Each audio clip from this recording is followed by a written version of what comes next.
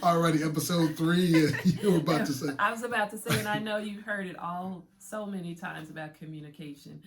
And that's not only just talking to each other, but really listening and hearing what one another is saying has really, really helped us.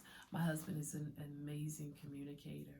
And for me, at times I struggled to really express myself because I was worried about hurting his feelings or something like that. So now it's just, I'm in a place, and thanks to him, because he's always supported me and sharing my heart, sharing my feelings. So now we make it a point to just talk things through. Well, but baby, it's a little easier with you though. I don't know if I'm a great communicator, but I can speak well, and you listen so well. Yeah. Okay. And so you've been affecting me to want to listen better, and I've been affecting you to want to speak better. You know what I mean? Right. And so that's why I keep saying opposites attract. And if you're not careful, opposites attack. Well, another episode will go more detail. Yeah. But then the successful ones adapt, and I think that's what we've been doing. We've been adapting, right? We've been adapting, absolutely. And it's been an incredible journey. Yes, because I communicate with him very well in what I'm feeling. Well, but not only that, you're on video. You would never get on video before. Right? You just would not get on video before. Like it was just, you would always say, well, he's the communicator, he's the speaker, I'm not. And let's be honest. I mean, this is another breakthrough. Yes. For us. And yes. And seeing that you're on camera. And so anyway, let's move on. So let's By the way, move on. if you just tuned in this one, you got to back up to watch the other episodes to even find where we are in this journey here and going through some questions. So the next question then. Okay, here's a good one. What world events have had an impact on your marriage? Well, let me say this. COVID. Oh, man. I think that's an event. The pandemic has taken over, has had an effect on a lot of people's marriage, relationships, and so much more. It really,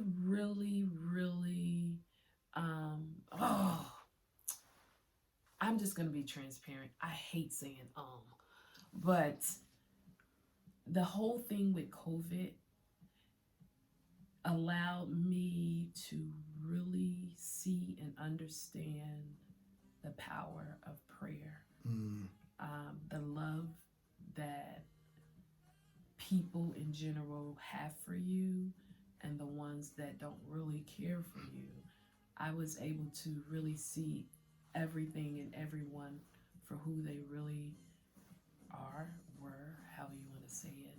When my husband went through what he went through with COVID, and I felt as though everything was now on my shoulder, that affected our relationship tremendously, not in a negative way, but in a positive way, because it helped me to prioritize what was number one in my life.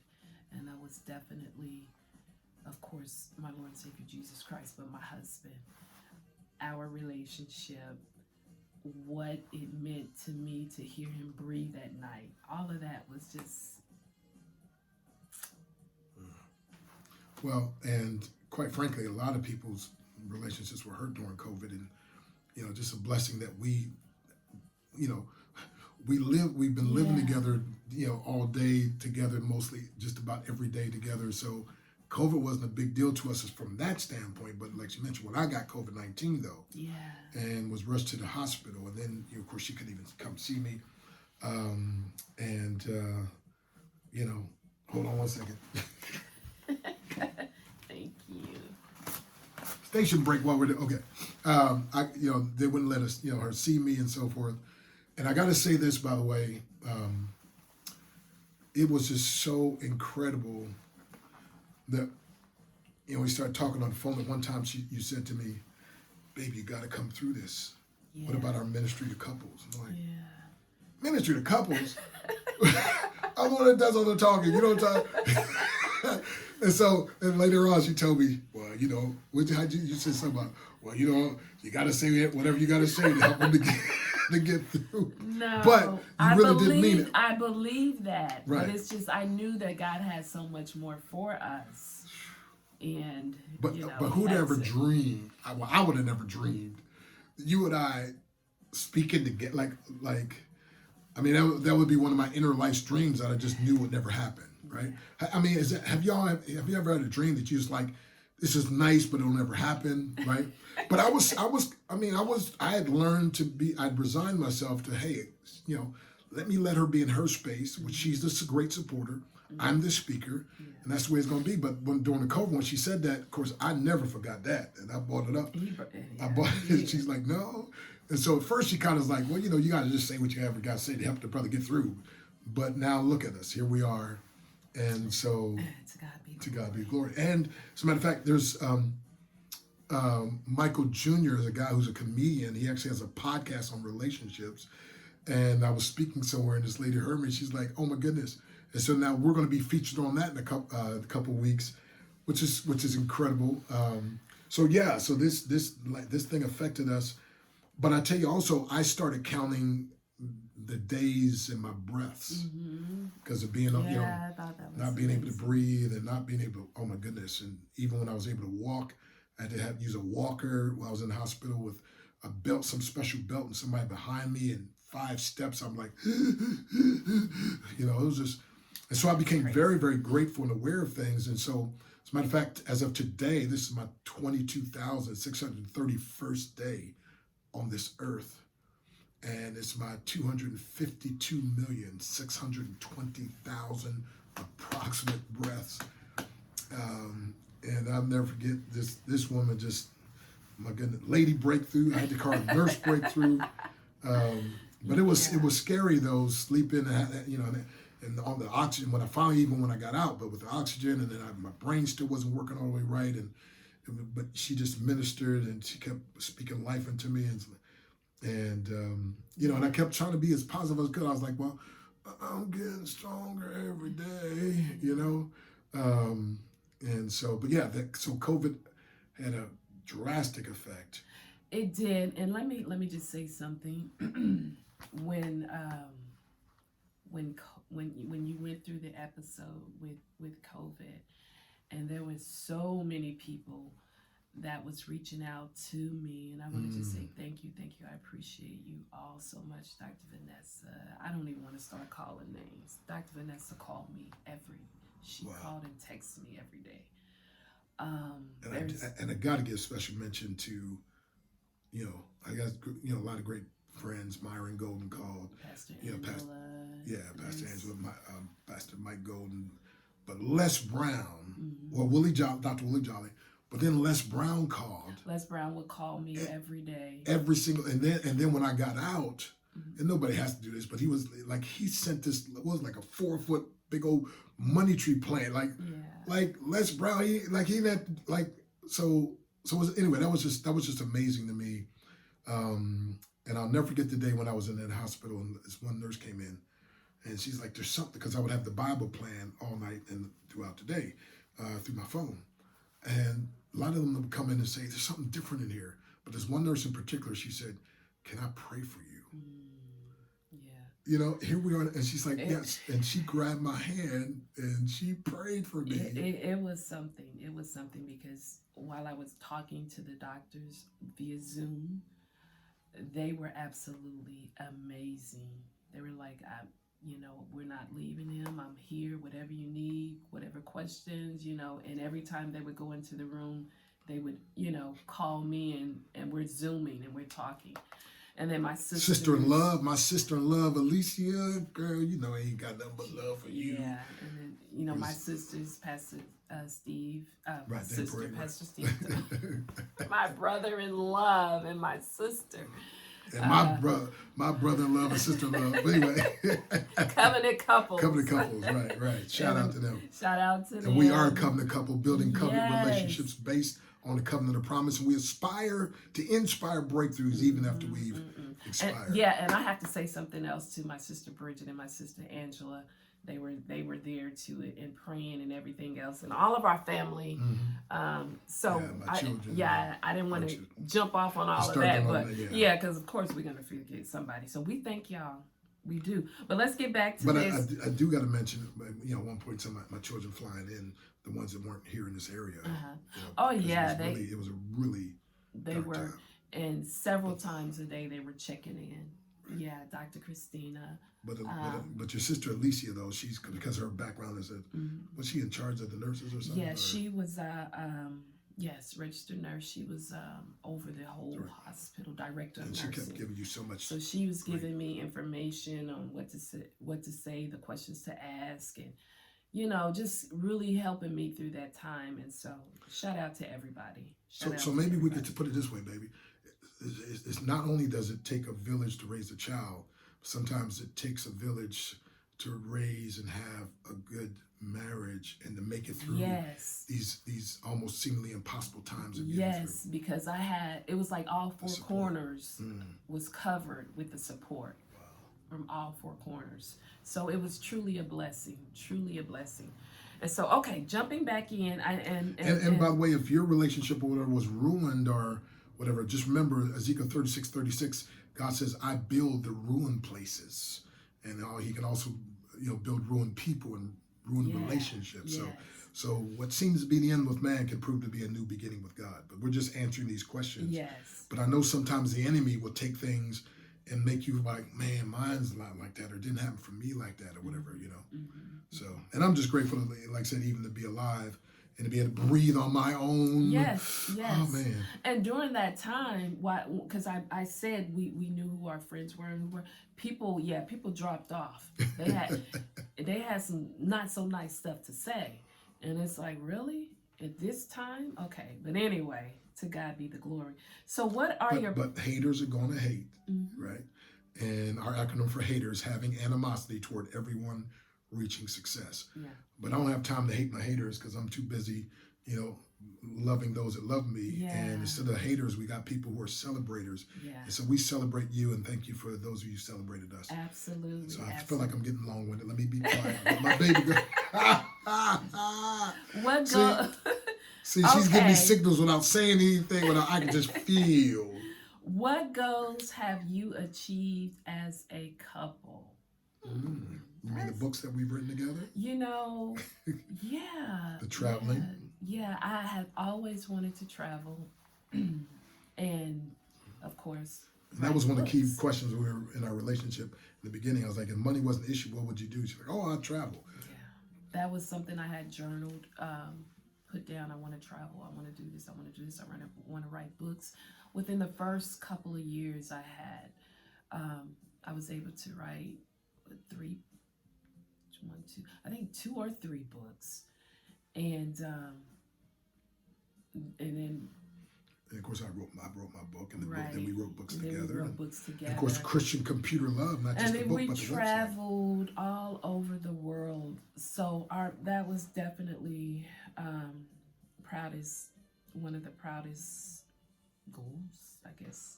I want this one. What's that? How have you kept the romance and the fun in your marriage? She likes comedy. I love comedy. And so we watch the things, they're comedies, and we won't call any names, but just to show things that we watch that, enjoy. But I love laughing. Exactly. I love laughing. And I love dancing. And my husband is so funny, he doesn't even realize sometimes how funny he is to me sometimes. And I think I'm being serious. No. But anyway, but of course we go on dates all the time. And yesterday we got a pedicure. She got the manicure. I don't do the manicure thing. And she got a mani-pedi. I just got the pedi. But, we go to movies all the time. We go out to eat all the time. Like I said, we'll go skating, bowling. And then actually earlier today, she put on something for me. But anyway, go to ChristianComputerLove.com. She even gives a few little tidbits of things over there. But, and I think also, praying together, praying for each other right? Like there's times we pray together, but every morning I'm Every always praying. single morning, You know, he's up in his prayer closet praying. And I didn't know he was going to do this one, but with 2 o'clock this morning, I just decided let me stay up, just pray for a while, and start praying. So here's another one. Here's another. What is the best part of being married to me?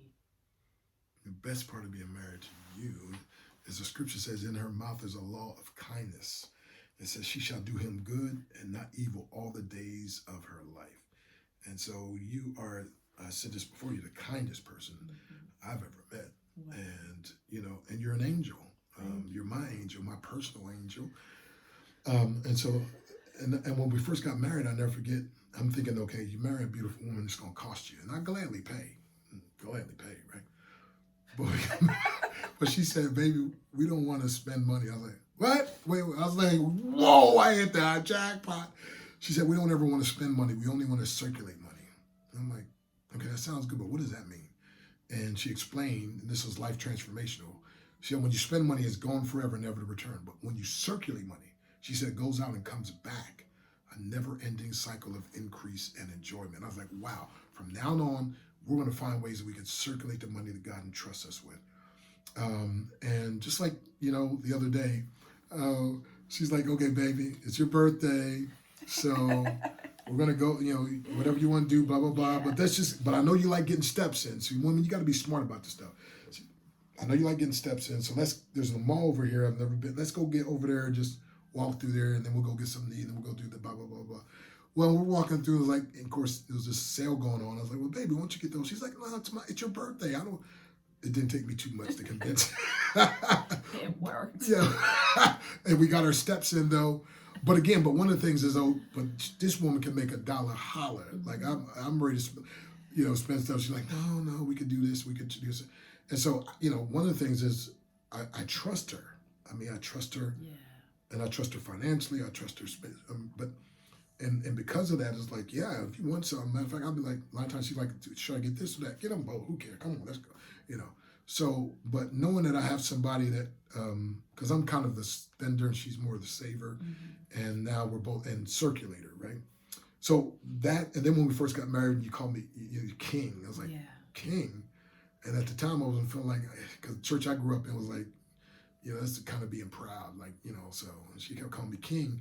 And then one day it dawned on me, she's like, if this brother don't recognize, because I started calling her Queen. I was like, oh, now I get it. She's like, I know who I am, so let me help him. As a matter of fact, when I call her on her phone, it says to my King, and she sent me a thing the other day to my King. So let me just throw this tidbit out, and I'm low and expected, but this will be good. In every man, there's both a fool and a king. And you want to speak to bring out the one you want. And so she has spoken to the King in me, and so literally the fool ends up dying. That was so good, babe. That was so good. Okay, let's see. Well, what's your favorite part of being married to me? Why you gonna leave a brother? Well, the question was asked. The question baby, was I'm just, okay. Yeah, it was. But my favorite. But I can tell you this: when we first got married, I'll never forget when you said, "I believe God made me just for you." I do. You can't, folks. And I knew, ladies, you can't talk to a brother like that and mean it without it's just like I was like, that was it. Yeah. And of course, I remember one time in prayer, after prayer, your prayer time or something, you came to me and said, God has revealed to me your heart and it's pure. Yeah. So, but we have to constantly be getting cleaned and so forth. And like she said, quick to ask for forgiveness. Yeah. And that's one of the things about you, baby. You're quick to ask for forgiveness and quick to forgive. And sometimes I don't even, a couple times I forgot to even ask for forgiveness. It's like the next day she was like acting like everything's, and so I was like, wait a minute, did I even? And so anyway, but I can say there's so much about you, but I love your gentle, meek, quiet, but strong spirit. Yeah. And what I really admire about my husband and love so much, this is not on the list, but his strength. He's such a strong, he's like a gentle giant to me, but the fact that he really protects me, and he's an amazing provider. He gives me I don't feel I don't feel in a box. I'm able to just branch out and just explore and do and learn other things. And he's such an amazing person to follow. So it's there's so the list is long when it comes to my husband, and I'm like, man, it's just such a blessing that God would think so much of me to allow me to walk beside such an amazing gentleman. But So, same. yeah. But one more thing. And I'm growing. And you should, ladies, you should. If you hook up with somebody, you should be growing. Well, I'm growing as well, and here's one of the things too, though, is because I had some rough edges, and people be like, "Man, I used to be like scared of him years ago. Like you're like nice, like what?" A little rough around the edges. God has helped me with that in that arena, and then I think one of the things I want to say too is,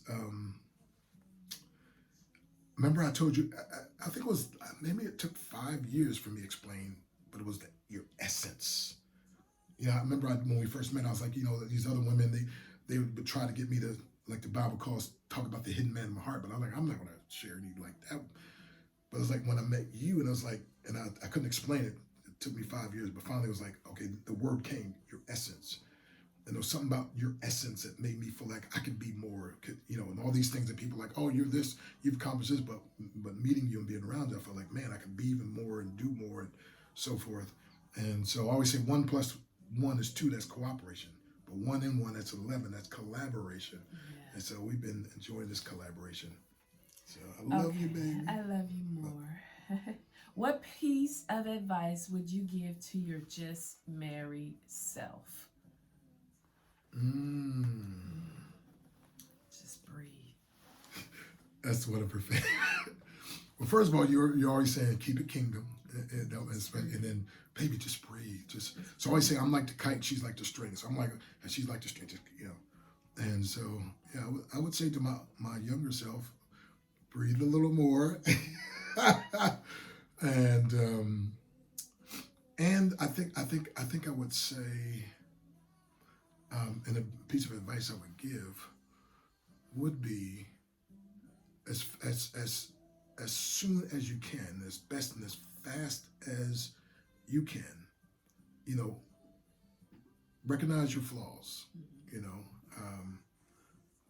Grace, it's been said, grace humbles a man without deflating him, and it upgrades a man without inflating him, right? And so, yeah. Yeah, that's good. And okay, I have one. What is the best piece of relationship advice you were given, and by whom? Let me answer that, and then we're going to jump to another question that's been see how she's being the string coming up several times. The best piece of advice that I was given a lot, but one of them was from Dr. Myron Golden. Had a slight issue, and I reached out to Myron because he and his wife had been married for 30 plus years. And he said one thing to me. He said, okay, now that you know this or that or whatever, what are you going to do? What do you want to do? And he said, that's the only thing you focus on, what you want to do. And so that was so good for me, because it was like, okay, because now I'm focused only on building my husband up, encouraging my husband, loving my husband, praying for my husband. And so that was a lot of people will give you advice, do this, say this, say that, and will have you all messed up. And so that was a piece of advice that I got. I was like, let me move on to this, because this has come up a couple of times. Okay. How important is physical connection in marriage? So you're being quiet, so I think it's very, I don't think it's the most important thing. I think in the beginning, because obviously we're more physical, and especially when you're younger, it's it's a thing that attracts and so forth. And I know, like I said, there's times when, a lot of times, even when I do an extended fast, one of my motivations is I want to make sure I'm looking good for my wife. I want to, she's looking good for me. I want to make sure I'm healthy and looking good for her. But I think physical connection. Oh, physical connection. Yes. Okay. Well, so physical connection is based on physical attraction. Right. So so I was putting it nice. oh. I was putting nice, but since he But again, wanted- beauty's in the wanted eyes of the beholder. Because I'll tell you one thing that we were talking about is that I'm looking at a picture of hers years ago when we first got married, and she was connection, not attraction, connection. But I understand what you're saying. I was okay. putting it nice. Let me You- because the you- question keep coming up a lot. So let me just sex, intimacy. Intimacy, dropping that, it, baby. rolling it, whatever these people call it Did you nowadays. just say roll it, drop it, Backing drop it it up. like it's holy. The marriage is honorable, the bed undefiled. So it's come up a lot, and Okay. so, I think, and I know, excuse me, We already know her. I know my husband think it's important, but it starts. It could start with just a touch. I've never been asked that question, so I was trying to put it nicely. So I think it's really important that you two minister, that we minister to one another on a frequent basis. Sexual level. Yeah, that's up to you. Whatever you can handle. I mean, I'm not telling you what we can, but I think it's very important. I think. Oh, I know it is. Yeah. it is. Look, we looking at our clock now. Okay. But like you said, but ministering, but having, making love, and Nadia is like, I minister to my husband. When she would say that, it's a form of worship. It's a form of worship, and how close can you be or can you get? It's just a form of, to me, it's a form of worship. And it does. There is a powerful connection there because, if you have an argument or something, and there's a lot of times people say, makeup love making is the best, but it's like that. Whatever that thing that was come between you is like gone. So yeah, it's important. We did. But Christian couples, I don't think hear enough about it though. I know, and you know what? It's Years been a ago, taboo thing. Years ago, there was this pastor. He did a challenge. Was it a 90-day challenge, a 30-day challenge? I don't know if it's 30 days or 90 30 days. days, I think it was. But the married couples, they had to have relations, make love for, let's say, 30 days. 30 days straight. And we was all for that. We like, bring it on, Pastor. That's all you got. 30 days, yeah. And there was a lot of people was having babies, But I think also, as you mentioned, like, because I read a book one time, sex starts in the kitchen. So, like I said, it's holding hands. It's brushing, just gently touching each other, saying kind words to each other. But that foreplay of not just even the physical foreplay, but the verbal foreplay, and even just looking, like a lot of times I stare at Nadia and I'm hoping that she catches me staring at her, that I'm looking at her this way of, luscious, right? And so, it's. Just make it a point. Make that a But there's health benefits for both men and women. Sure is. and mental and psychological as well. And men, our wives want to feel like also that we love them, and I always choose the word love making as opposed to just sex. Now, and a few times we said, okay, we just gonna have sex, but love making just is more endearing. But men, we just want to make sure that the wives are feeling special, and and there's times when I've been frustrated, because it's like, I want to be, how do I put this in a nice way? I want to be. I don't know, because I don't know what you better say. That's why I'm sitting here like. Well, but sometimes there's a difference between male and female. And sometimes men, it's easier from the climax, and the woman takes a little longer, and so just trying to pace yourself sometimes. Baby. Well, I'm saying, I'm saying, but anyway, we better move on. Huh? Yeah, Okay. that's a little too much. But anyway, Song of Solomon is a good book to read and Yeah, read practice. Song of Solomon. Moving on. Just do what you gotta do. Don't do what you gotta do. Just oof.